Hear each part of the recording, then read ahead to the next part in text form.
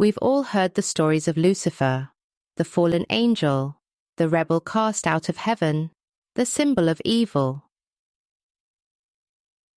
But what if I told you that's not the full picture? In fact, Lucifer is one of the most senior members of the Council of Light, and the twin of Om, the soul we know as God in this dimension.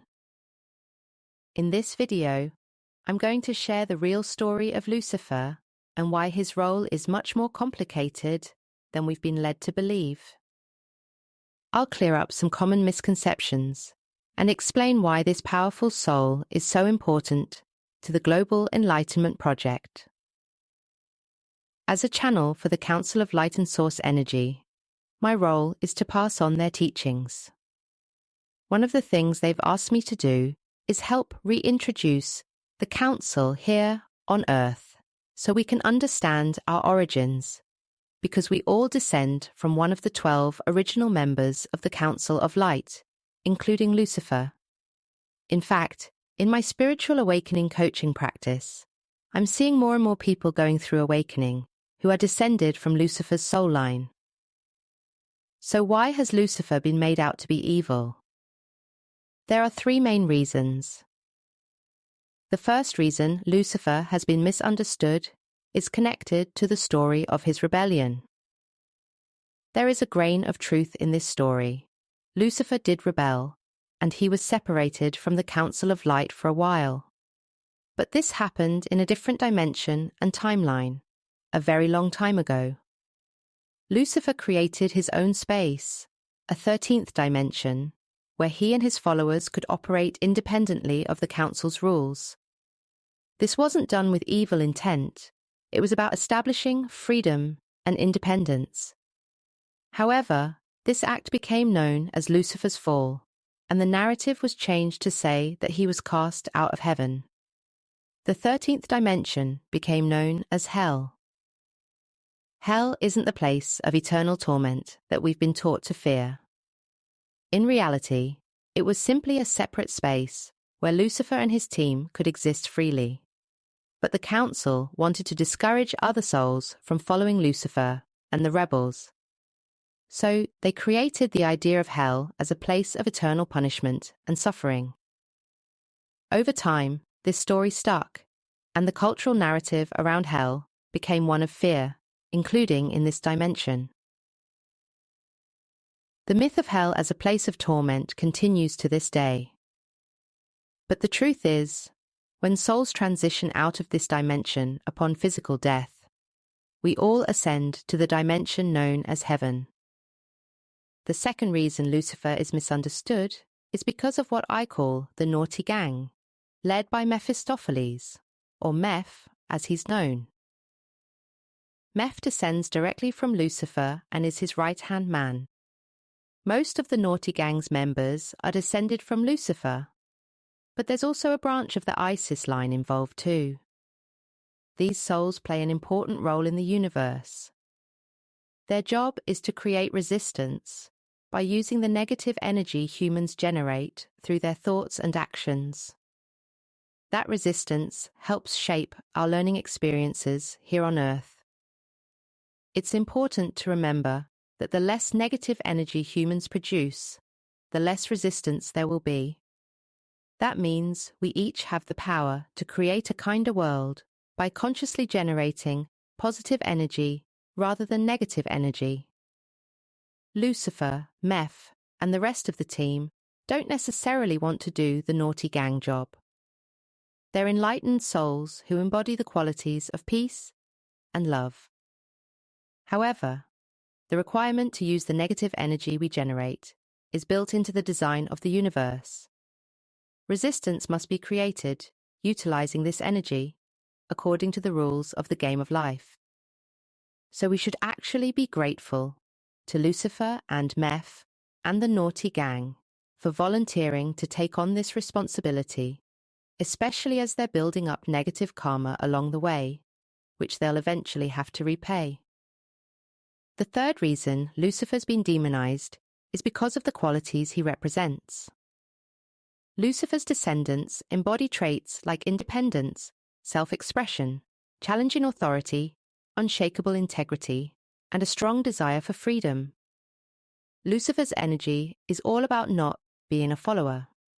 He reminds us that we're not here to blindly follow rules. His energy encourages us to think for ourselves, question things, and challenge the status quo. But because this goes against systems of control, these traits have been labeled as evil by authorities in this dimension. In reality, they're exactly what we need to grow and develop into strong, free-thinking beings, with the courage and confidence to pursue our dreams, however far outside of normal society they may fall. As I mentioned, Lucifer is Om's twin. Om is the soul we think of as God in this dimension. Om and Lucifer reflect two opposite ideas that balance each other out.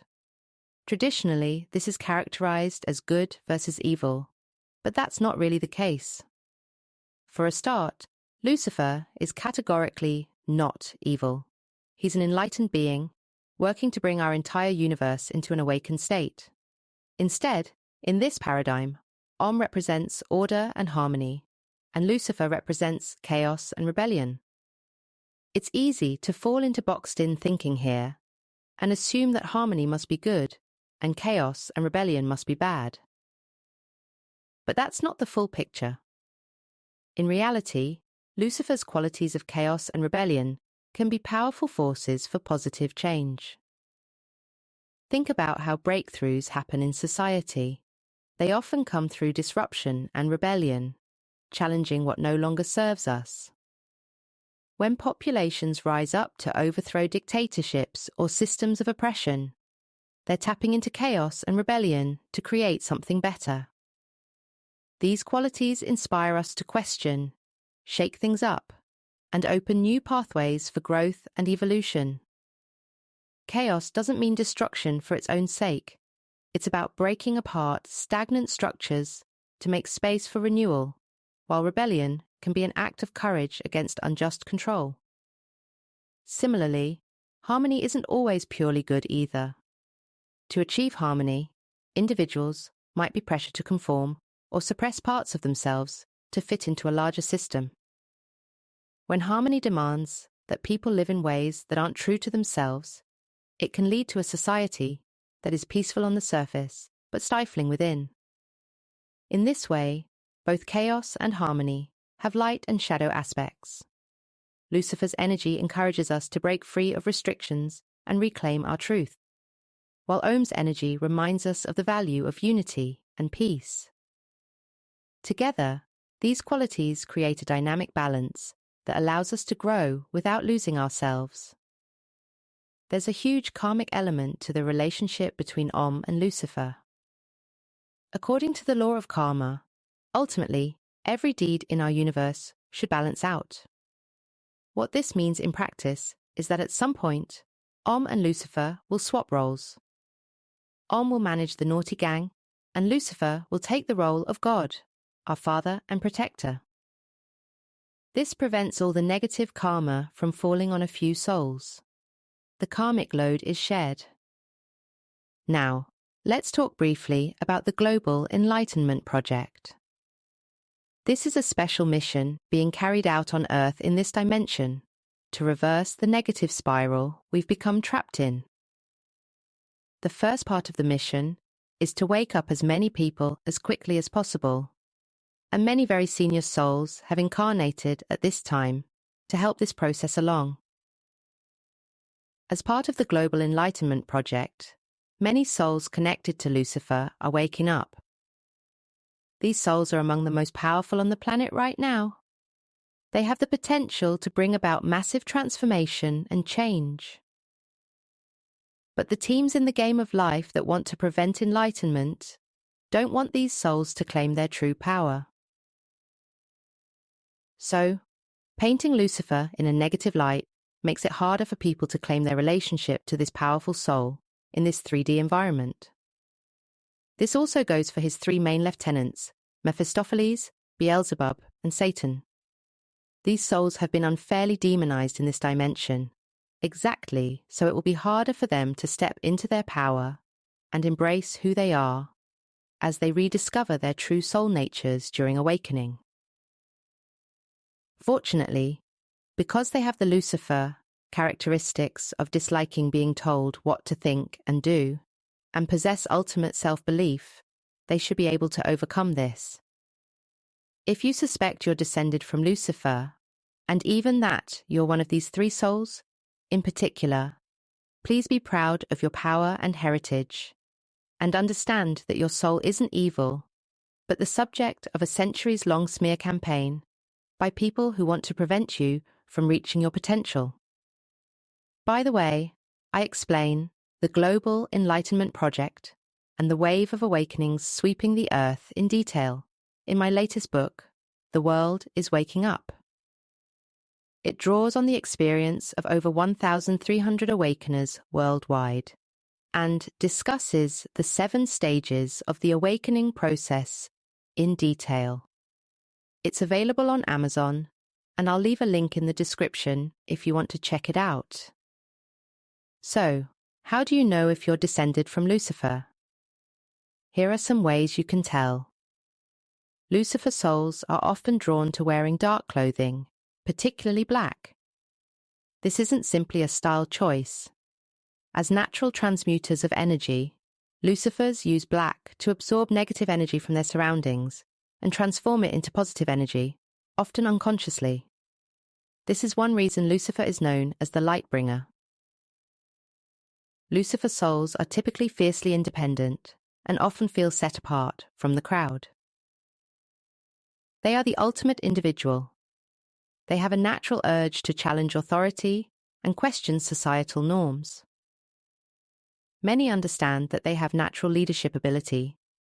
However, they may prefer to work alone, operating as lone wolves rather than taking on roles as leaders. They also have a strong inclination to champion the underdog.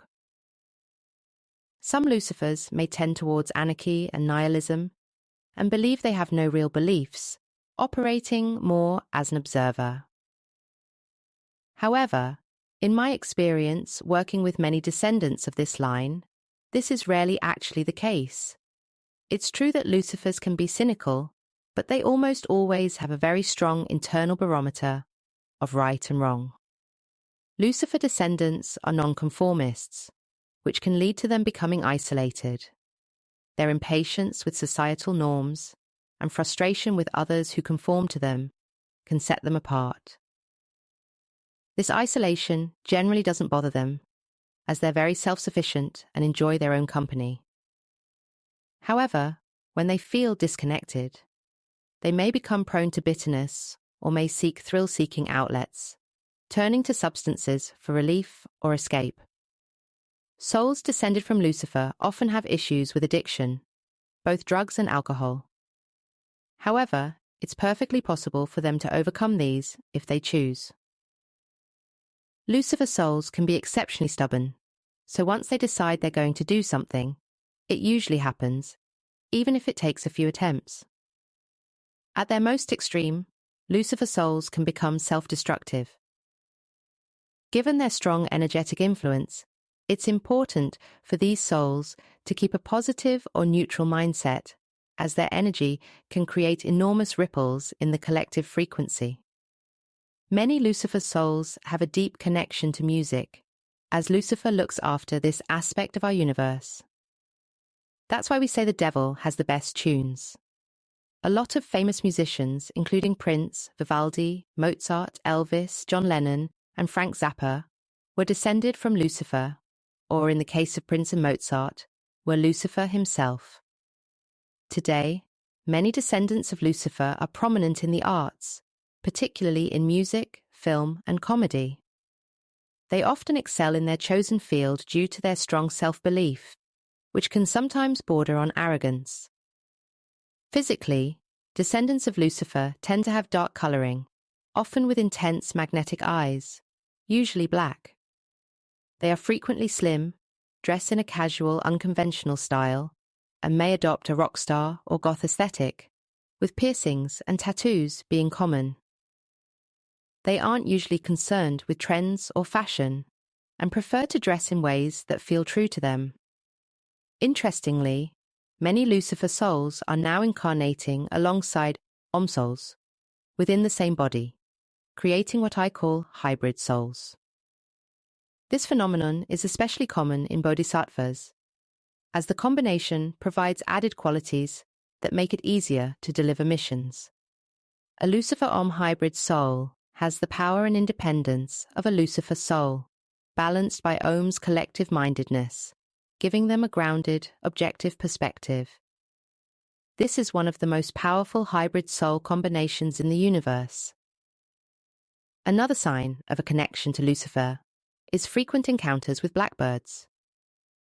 These birds are linked to Lucifer due to their color and their beautiful songs, reflecting Lucifer's musical influence. Seeing blackbirds in dreams or in real life may indicate a connection to Lucifer's soul family.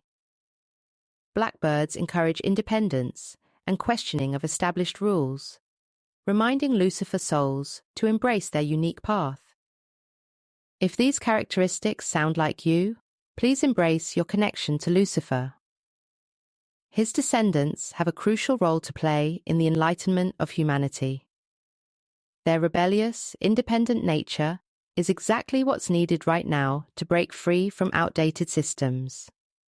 Be proud of your link to this ancient soul and the important role you'll play in transforming this planet, consciously or unconsciously.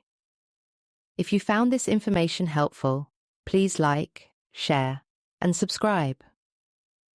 And if you think you might be connected to Lucifer, or you're curious about your place in the soul family tree, please leave me a comment below.